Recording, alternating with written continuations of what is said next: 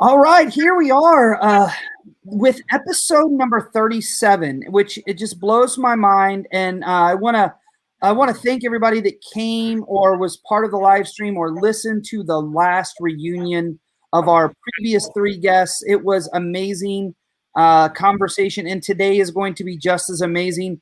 The guest we have on today is Dr. Dennis Carter. He is the superintendent, you heard it right, a trauma-informed superintendent of a school district, Smyth County Schools in Virginia. So, Dr. Carter, I know you want me to call you Dennis, but I'm going to call you Dr. Carter the first time. Welcome to the Trauma-Informed Educators Network podcast. How are you? Tell us your story, and let's hear about you. Well, thank you, Matthew, and thank you for having me. I think you're giving me more credit than I deserve. We are on a journey to becoming trauma-informed and building resilience within our youngsters and within our staff. But a little bit about me. I am a lifelong educator here in Smyth County. I actually graduated high school in Smyth County and came back to begin my career as a special education instructional aide and then a special education teacher. Then I became an assistant principal of an elementary school, a principal of a combined pre-K through 8 school, and then a principal back at our largest elementary school, then director of curriculum instruction, assistant superintendent, and I've served as superintendent for a little over 4 years now. And it's quite a journey, and I'm very proud of Smyth County and proud of the work that our staff is doing. And it's certainly, while I am on this talk show speaking with you about this, there could be many others that do it because it's truly been a journey that we've taken collaboratively with the team. A little bit about our journey. We realized a couple of years ago, our local hospital was doing a needs assessment. And in that needs assessment, a lot of things came to light and a lot of things that I was not aware of. And a couple of the statistics that rang true to me were this one first. We were spending back in 2010, $675,000 on regional jail costs, which is a lot of money. That's a tremendous amount. But in 2019, we jumped to $2.9 million. And when you see that kind of growth and you're feeling the impact on the funding body in a locality, that's funds going to incarceration that could be going to education. And what we're dealing with there is we're dealing with the outcomes as opposed to root cause analysis. And we worked hard to identify some areas and trauma just bubbled to the top. And what we're seeing is, we have families struggling and those families that struggle, we've got to be able to find a way to provide support for the families through wraparound services and really start at a very young age addressing those concerns. Another data point that really concerned me was we were ranked second in the state of Virginia for kids born addicted to something with neonatal abstinence syndrome. And that's not a statistic that you want to be attached to. So we had families struggling and we continue to have families struggling.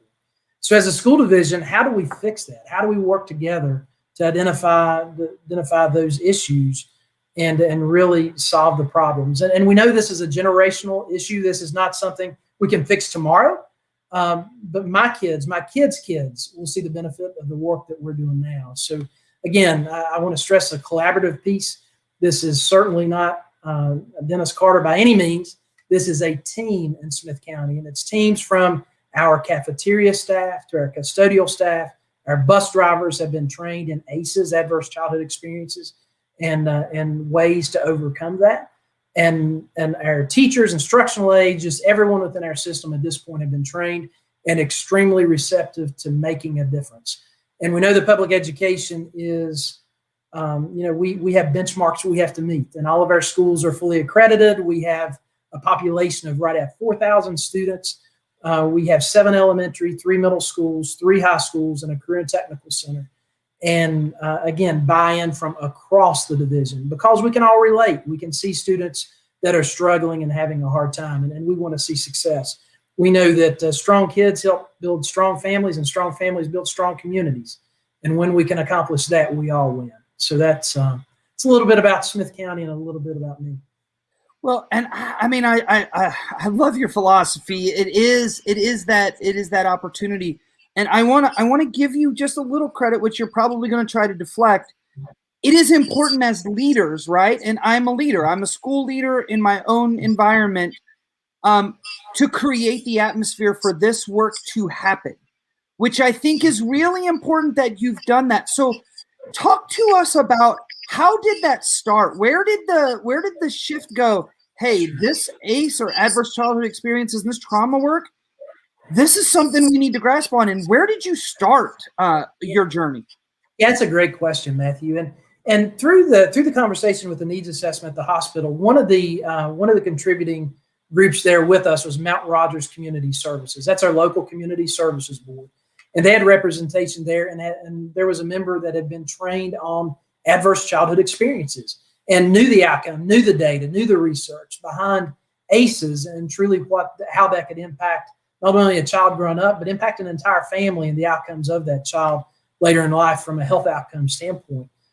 And once that, I'd never heard that before. I'd never heard the term. And once I heard that, it was straight ahead and full speed. How can we fix this? We're, as educators, we work to solve problems, and our goal is to make kids stronger.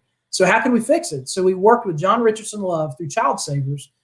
Child Savers is the organization, and we brought them down for some professional development with some key leaders in our school system, some principals, people personnel director, our nursing director, myself, and again, some other key stakeholders, but we also involved our law enforcement. We involved our sheriff's department. We have three local police departments. We invited them. We invited court service units. We had a large group, and we extended it.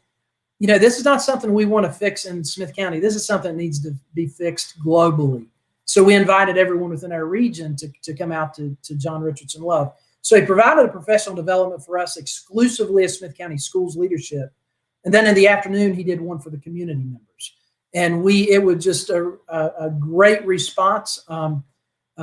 Piqued a lot of curiosity with educators, and the fact that, you could identify students within your school, within your classroom, that that are experiencing difficult situations. So how do we deal with it? So with John Richardson Love, the conversation was fantastic, but we wanted more. We wanted him to share that with everyone. And so we did have him back, and we worked with Mount Rogers again. They had some staff members that were trained. And back to school training event a couple of years ago, actually, was trauma-informed care. And we exposed that to everyone. And beyond that, there's two pieces to this puzzle. It's a realization and understanding of what trauma, ACEs, and what this is. Then how do you deal with it? What's the second phase of that? There's an awareness and then a treatment. And the treatment piece has been it's been a grassroots effort. I'm so excited to talk about some things that our school system is doing. But it's been amazing to see the free flow of thought from our teachers to our staff that come up with ideas to truly help our youngsters and to make a difference. And I'm sure we'll get to that at some point. But again, John Richardson Love came in. We had Becky Haas, who you've had on the show before, that has trained. In fact, she provided a training for our cafeteria workers, our administrative assistants, our bus drivers within the past 6 to 8 months in Smyth County Schools. So we're all trained. We're certainly not there, but we're moving forward, and it's something we're very proud of. But for the foresight to see the community has to be involved is so important. And to be quite honest, I think it's a piece that a lot of people miss, right? It's a piece that if your bus drivers aren't on board, if your custodians don't understand, if your community law enforcement don't understand, right? It is a huge effort to shift a community into a more resilient, trauma-informed community. So you started with the why, and I can guarantee you that most people listening who are doing this work, we all started in that same space of learning about adverse childhood experiences, listening to Dr. Nadine Burke talk, reading books and the research studies, right? But then you get to what you just said. It's the innovation and the what do we do? So I would love to hear, again, like I told you before we recorded, you're the only superintendent I've ever had on here, and you're the only superintendent I've actually talked to about a big picture view. So what were some of those things that you saw schools engaging in around innovation? Okay, good. I want to talk community once for a minute, and then I'll circle back to the school side if that's okay.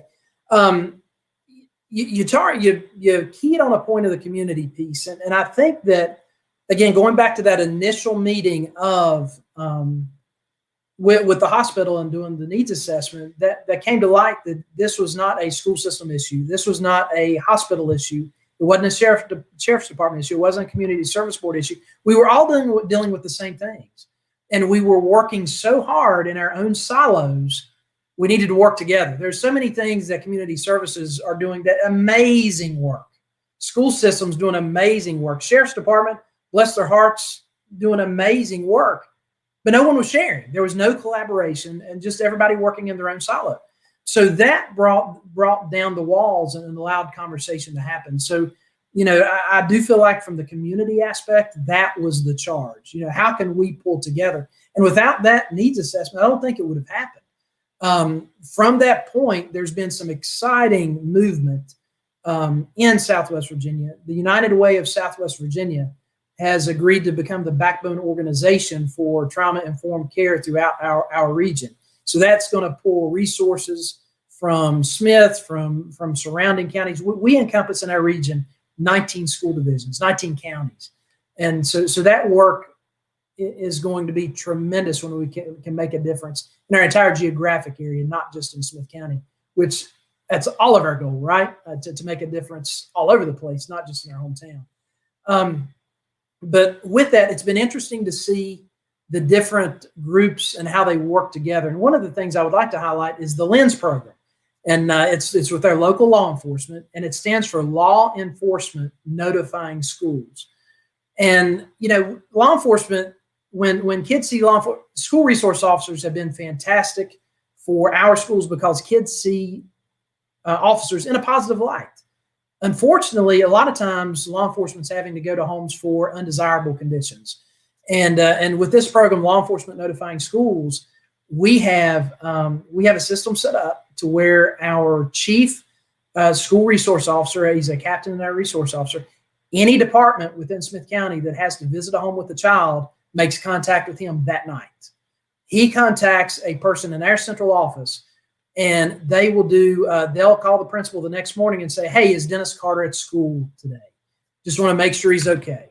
And if I'm not, then law enforcement or school will make a well check visit to make sure the child's okay. But beyond that point, it's, what happens at home, that's not our charge. We don't need to know that. But we know that Dennis may need a little extra love for the next period of time. So it's all hands ready to deal with Dennis if he's having a bad day, good day, whatever. But we want him to know we're there to support him through anything. I mean, I'm blown away by it. Honestly, we have something called Handle with Care in Nashville, right? Very similar. But the piece that you added that we don't have is the actual law enforcement department checks with the school. And then if the child's not there, actually checks on that is unbelievably remarkable and innovative. And of course, I'm in an urban area. We're in a bigger city, but still, I know that that's probably a small law enforcement division. They probably don't have to prioritize this work to that degree speaks volumes to the commitment of your community and how amazing. I will be talking to our Handle with Care coordinator about that because that's remarkable. And we have Sheriff's Department, again, 3 local police departments, and the chiefs of police and the sheriff completely bought in on this. And I could not imagine a better partnership when trying to make a difference in a community. So that's one small piece of the community pulling together to make that work. Now, the school setting, you asked me to talk about the pieces within the school. The school work is amazing. We, as a school division, as a school superintendent, requirements from the state of Virginia, we have to have a school improvement plan. What are you going to key on for the year? All of our schools are fully accredited. Let me say that up front. We're proud of our academic piece. Our schools do remarkably well. But one piece that we added last year, this would be pre-COVID year. So I guess 2 years ago, COVID kind of has collapsed my time frame just a little bit. But a couple of years ago, we began asking school divisions to develop a trauma goal for their school, and it's to build resilience. We try to focus on the resilience more than trauma. We want to focus on the good, not the bad, and we focus on the outcomes. So looking for the resilience piece. And some of the work that they have put in is just amazing. We have touted as educators for years, build relationships with your students. Make a connection with the kids that you serve. And educators do a remarkable job in building those connections. But we've asked, one of the schools in particular, Chilhowie High School, has took it a step deeper, and we had a couple of other schools do the same, but this was their charge. They ask each teacher and custodian, cafeteria, every staff member to identify 2 kids and build a deeper relationship. And we had things evolve from taking kids fishing to ball games to out to eat, just all sorts of things. And it was the kids were not told that it was happening. This is something we didn't share socioeconomic status. We didn't share anything. It was, as a teacher, who do you think needs some additional support? And as an educator, and I know, we know our kids. We know the kids that need that additional piece. Whatever that is, they need the additional piece. So our view is, if you can build a foundational relationship with a kid, that's certainly going to help overcome the trauma in their life. Some type of stability, some type of lock, some type of connection. And it's not what we found, and I wrote this in a paper. What we found was, when you talk to the teachers, they spoke about the kids that they were serving as though it was their own child. It was that sense of pride. And when you have that, it gives me cold chills even thinking about it. Just the sense of pride that they had in the kids and the differences that they made. And, that's chartable. Discipline offenses went down. Attendance skyrocketed with some of these kids. Just all the things that are secondary pieces to everything improved, but we made the kids stronger. And that was the ultimate goal. So that's one of the amazing things. Well, and when you say, relationships, that is it. And Dennis, I've been in education for 15 years, right? Not extremely long, but enough to know a little bit. At the end of the day, there was a shift in education where we've lost the focus of relationships. And don't you find it so interesting that now it has to be our number one priority, right? Absolutely. Because in order to get high academics, kids have to feel safe. They have to be vulnerable. They have to take risks. They also have to feel connected and be empowered. Those pieces have to happen in a relationship strong environment. And so for people to go out of their way just to know a couple of kids in every building, the impact that has is remarkable. And we do something very similar before COVID. We actually, every adult mentored a student, including myself. And, those are real, true, strong relationships that I will cherish as a principal for the remainder of my life. And I tell people all the time, the kids probably did more for me than I ever did for them. They taught me more than I probably ever taught them, because the resiliency that so many kids bring to school is why I continue to remain insanely optimistic, because our kids deserve that. So powerful. Anything else that stood out as in your role as a superintendent watching this unfold? Sure, lots of things. An additional thing, and again, I want to highlight Chilhowie High School. The students led an initiative, and it's called Suds for Buds. And this is an opportunity, a laundry service within the school. They have a clothing donation of clothing. The leadership of the school, student leadership, works to collect clothing for kids who need it, and they launder the clothes during their free time for kids who need that. And, that's something identified by students and led by students, and will continue because of students. And what we have found, Matthew, is anything that is grassroots, developed by the staff, whoever the staff member is, or the students, has such a long-lasting impact. I can say, hey, do this, or whatever the idea is. Man, that's not what it's about. It's about starting organically, letting it grow. And students can identify the needs, staff members can identify the needs, and then how do you cope with it? How do you deal with it? How do you solve it? And some of the things are just remarkable. If you just throw out a problem, there's a solution. And it just, and we can't solve everything. I don't want to mislead there, but some just great initiatives have arisen because of this.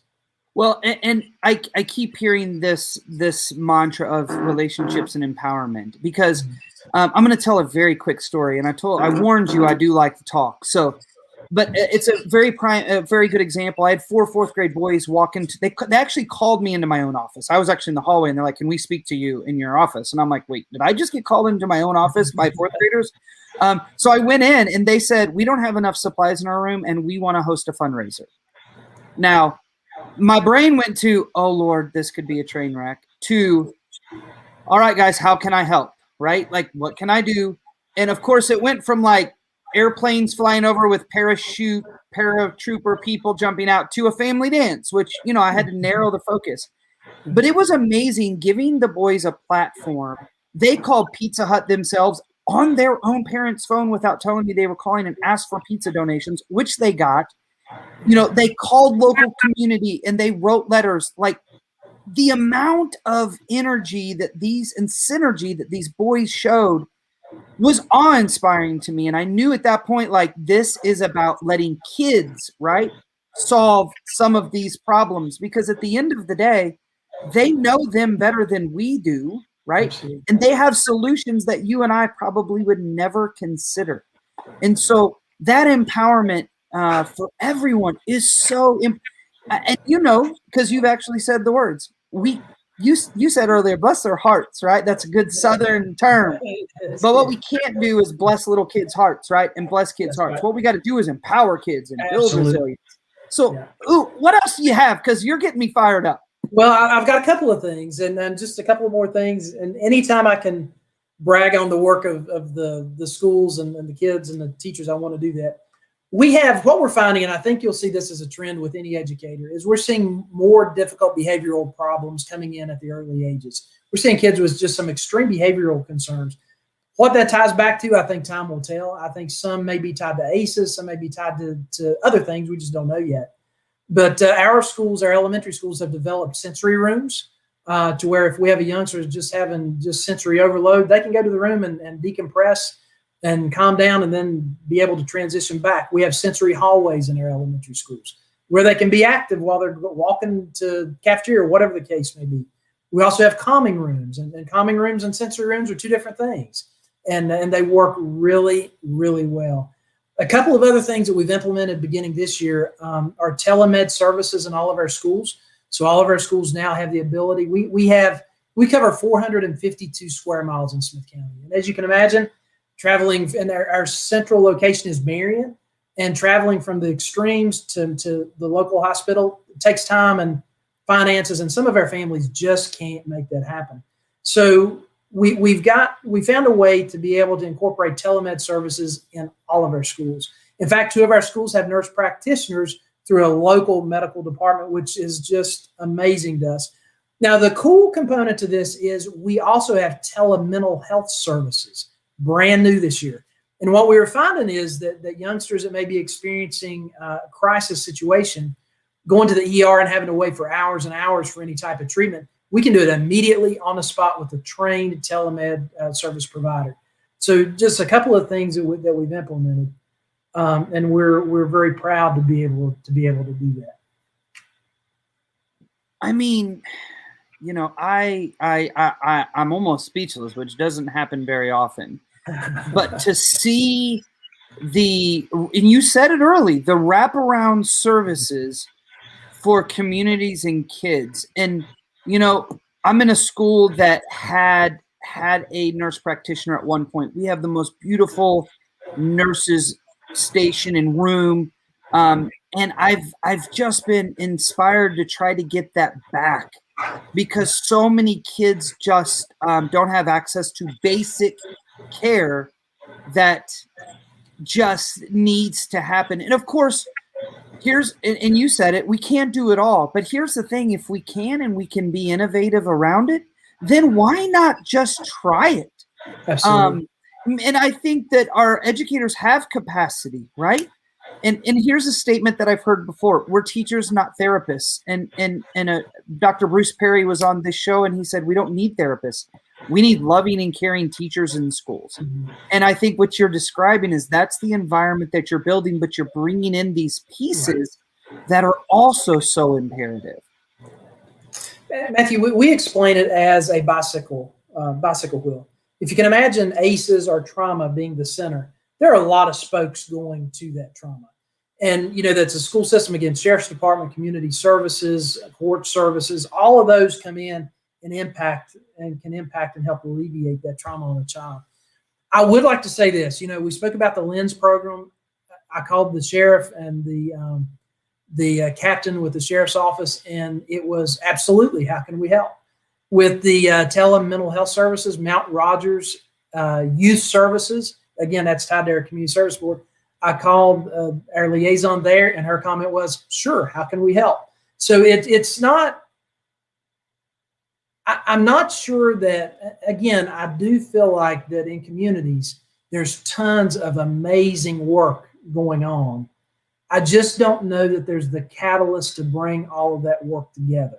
And that's what I believe is the strength with the program through United West Southwest Virginia. I think that's going to be the piece that brings the right players to the table to expand good things throughout Southwest Virginia.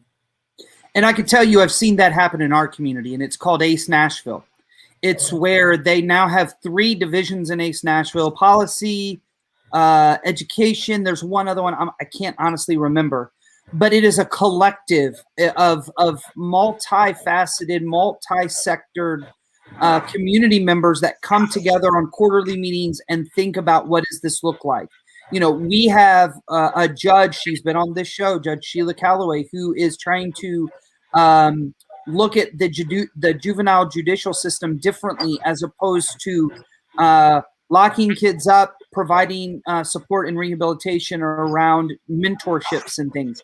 So I think that is an amazing step, because once you get everybody at the same table, you've already said it, the inventiveness, the innovation, the support is going to roll like a steam train.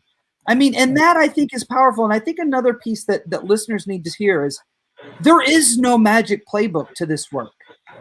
Like there's no magic playbook that somebody says, okay, as a superintendent, you need to do, these are the 16 things you need to do, and it's all going to be good. It takes innovation. We can I share my hopes with you at this point? And my there's always that goal that you're trying to reach, and we know what the outcome, what our desire is, but we have identified an area, and it's gaining tons of momentum for us. And again, COVID hit and sort of derailed our initiative. But one of the things that we're trying to accomplish is a collaborative with school systems, with pediatricians' offices, and the fact that when a pediatrician, the gatekeeper for youngsters to enter school in Virginia is a preschool physical. You have to have a preschool physical before you can attend school. So we know youngsters have to go to a physician.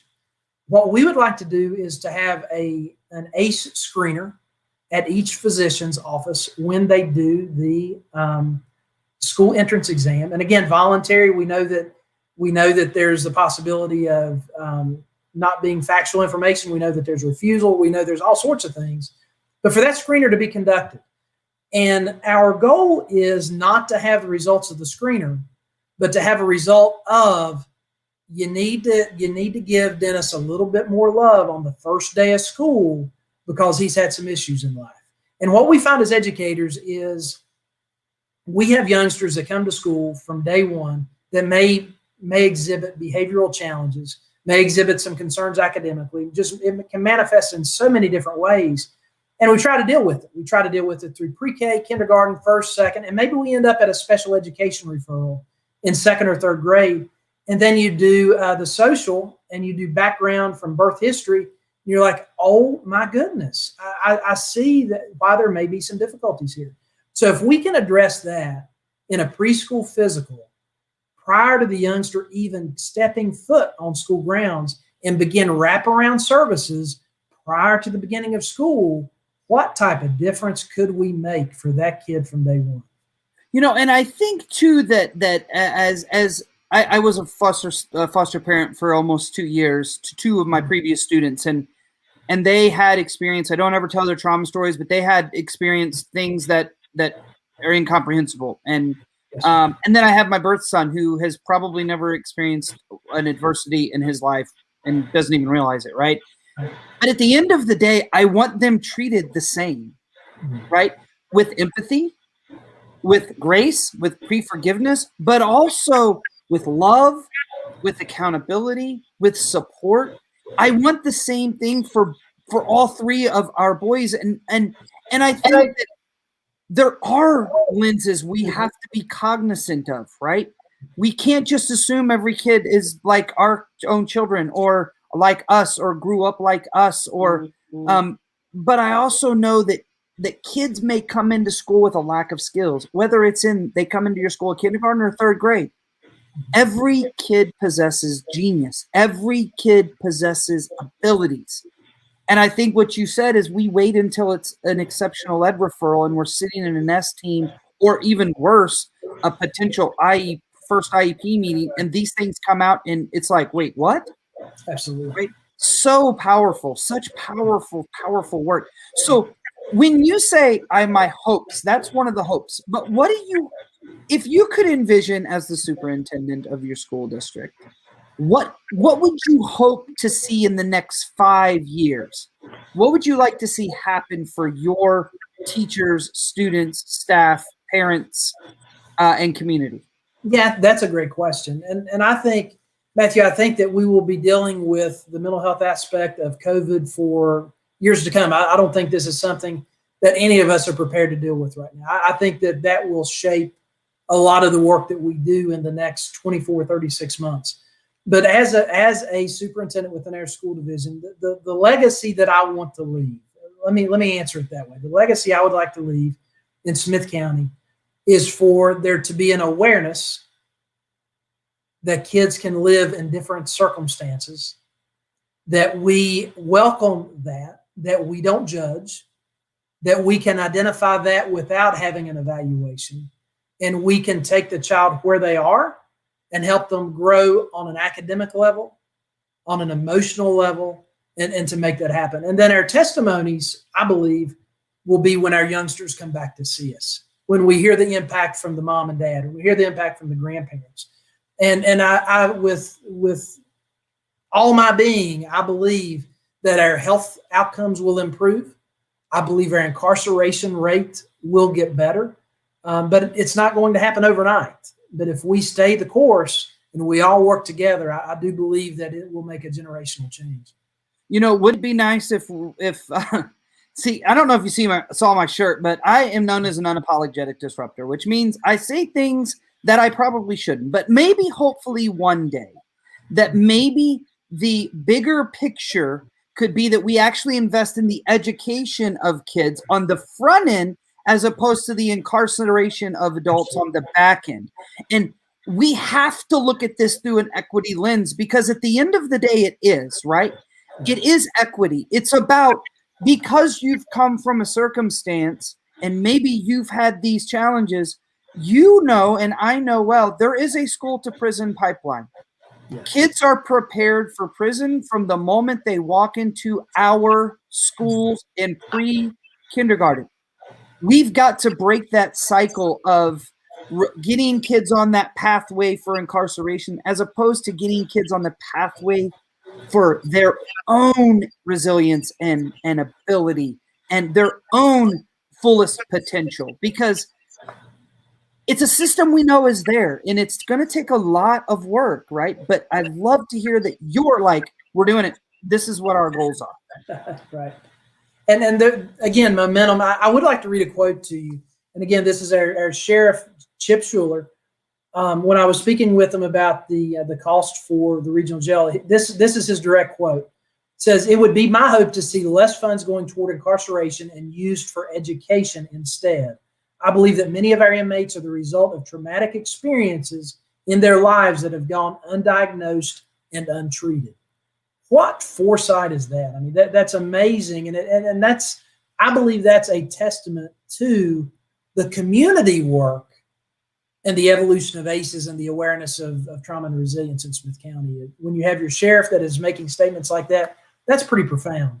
You gave me goosebumps, and I'm not joking. I just got goosebumps because when you've got a community that is building that synergy and that movement forward, where the sheriff has identified the reason we're locking people up isn't because of their lack of caring, it's because of the experiences that they've had. And I've seen studies that in prisons, it is as high as 98% of prisoners who have said they've experienced trauma as a child. And, you know, I think we have to have these open and honest conversations. And for you as a superintendent to become a conduit of many, I know there's many people doing this in your community, but for you to step in that space of vulnerability and honesty and putting yourself into this conversation is admirable. And I know you don't want to take any compliments because I can already tell you're going to push that right off on the people that are working with you. But it's admirable, and it's more work that we need other superintendents and other school leaders and other community leaders to step into.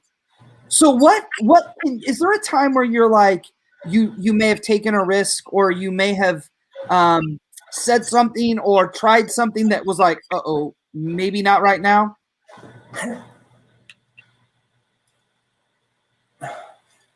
Maybe too forward of a step, I suppose. One of the additional pieces is, and again, you have to think about our geographic location and our medical supports and our mental health supports. One of the issues, and I heard this from I serve on a couple of different committees, but it is a practicing physician, but also an educator out of ETSU, East Tennessee State University. And she made the comment about the idea of a soft handoff between a medical provider and mental health support, and all within the same offices, which here, and Matthew, in your area, that's probably very common. Here, it's not at all. And what we are advocating, again, at Mount Rogers, our health director, Dr. Karen Shelton, is all on board with us. And again, it's Dr. Shelton, here's an idea. And she said, I like it. Let's try it. So, you know, I feel like that I may have pushed a little hard trying to persuade pediatricians to welcome someone in their office to do that. But if you think about this, and we have such a backlog of mental health support in Smyth County because of lack of providers. So you can go to a physician for a checkup or concerns or whatever, and identify, you know, they really need to talk to somebody, but yet it's a 4-week out appointment, and that just doesn't work. You know, that just doesn't help our cause at all. So being able to provide that support within the same office, and it's called a soft handoff. I mean, I took that from Dr. Sketsina out of ETSU, and it's where you identify and the person walks down the hall and immediately receive services. So we're advocating, and we have, and again, pre-COVID, but we have, with Dr. Shelton's help, the conversation has been had, and most are receptive to let's try to make this work.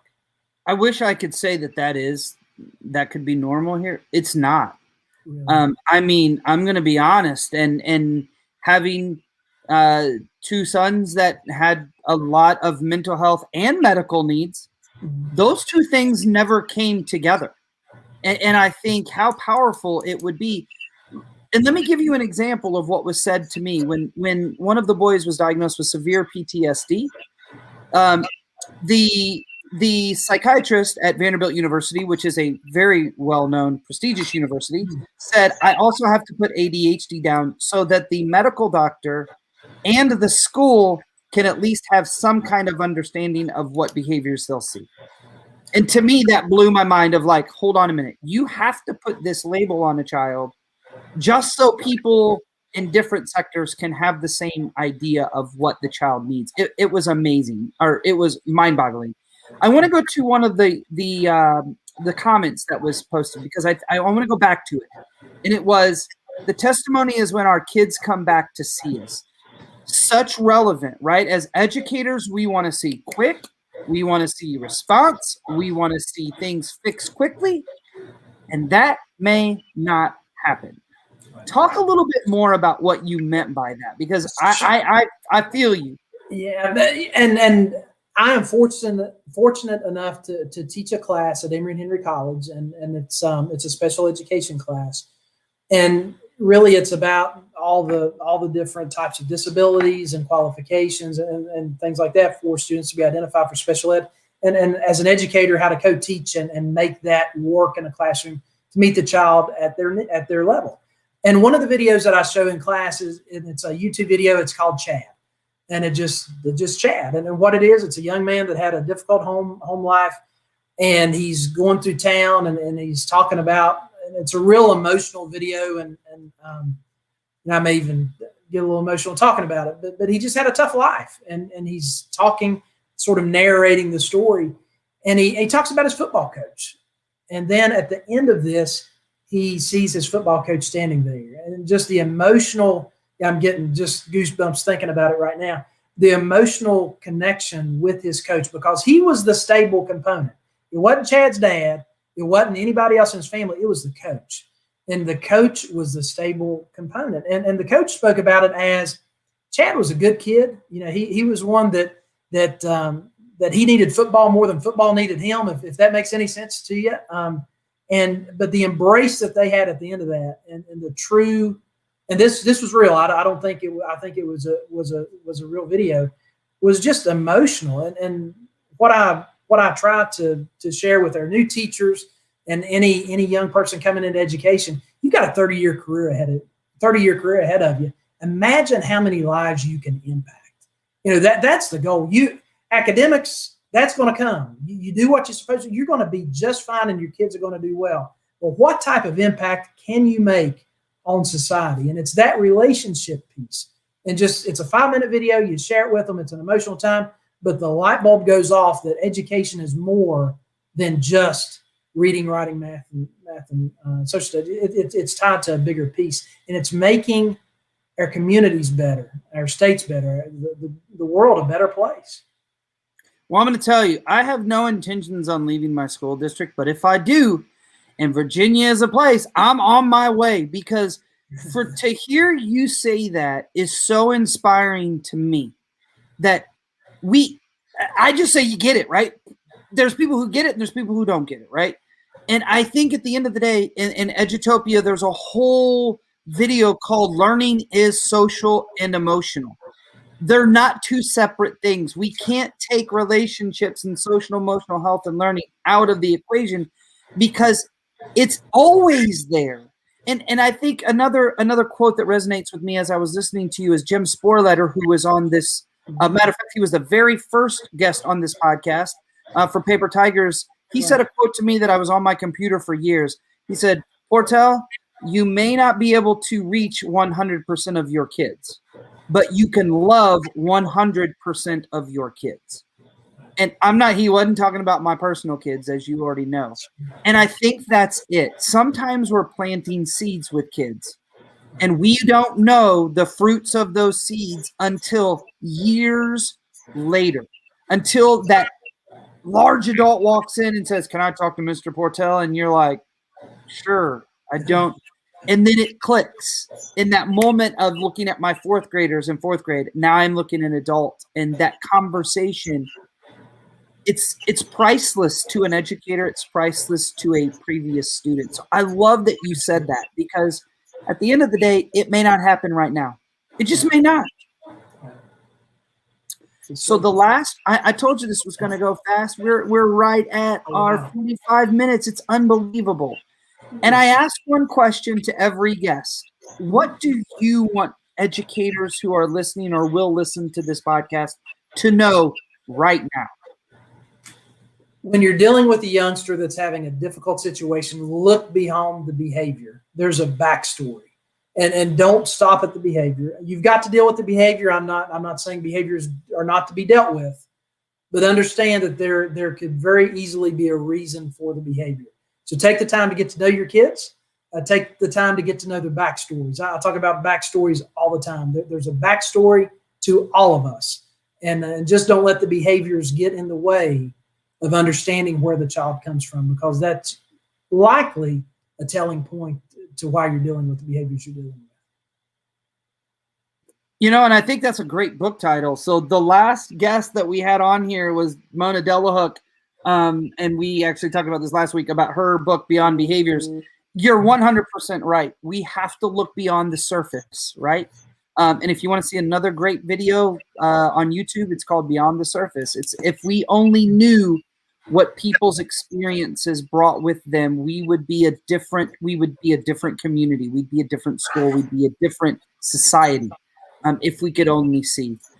So, Dr. Carter, if people want to follow your work, they want to follow you on social media, where can they find you?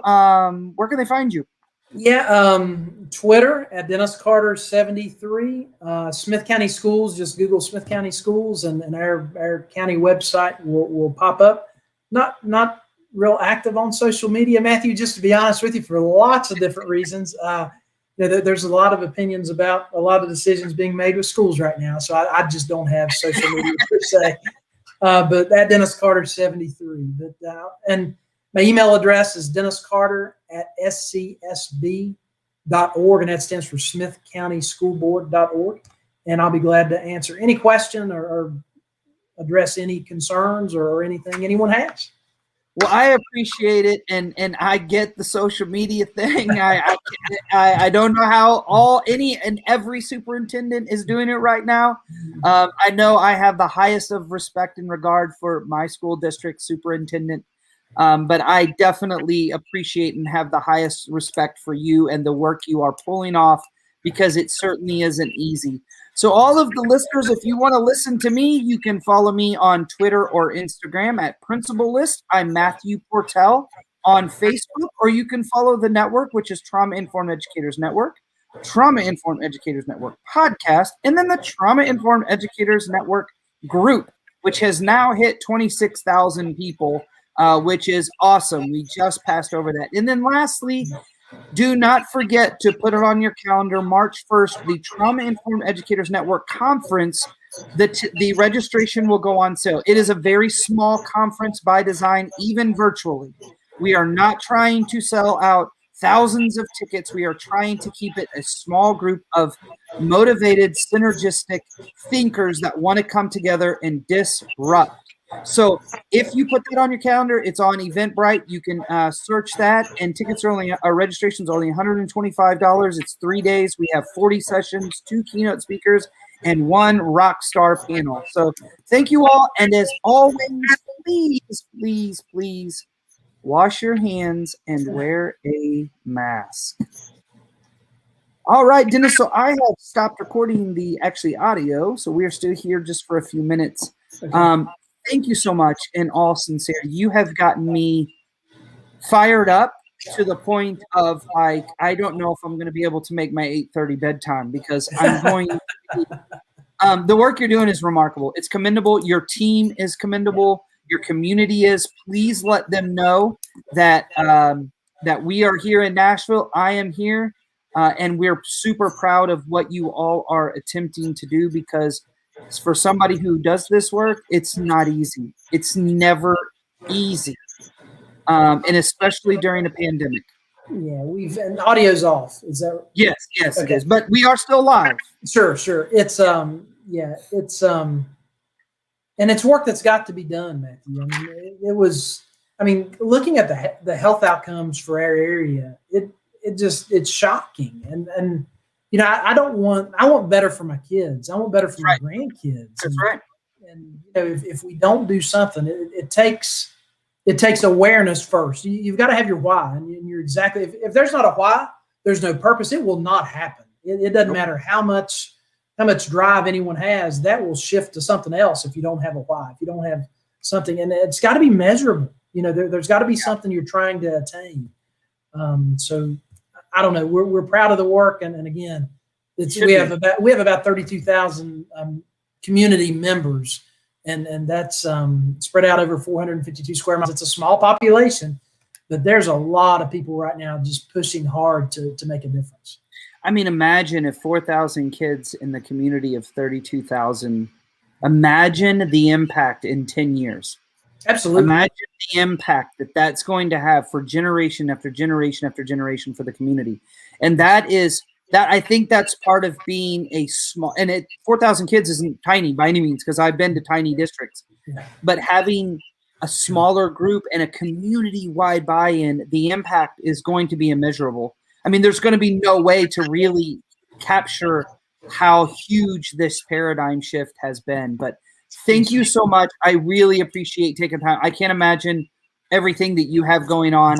But when Becky was like, he needs to be on your podcast, I said, absolutely, let's get him on. So well, I appreciate you having me. Yeah. Thank you for having me. It's an honor to be here. And I hope I represented things well for you. You did. I mean, this was remarkable. And I love that I have a superintendent that is willing to have the conversation we had, because it's not an easy one to have when you have to expose. Yes, we have a lot of vulnerabilities in our schools, and we have a lot of vulnerable kids coming in, and we have to change what we're doing. Such a powerful message. But thank you. I appreciate it. I'll probably have it actually uploaded to the podcast, and I'll send you an email with all of the links and such.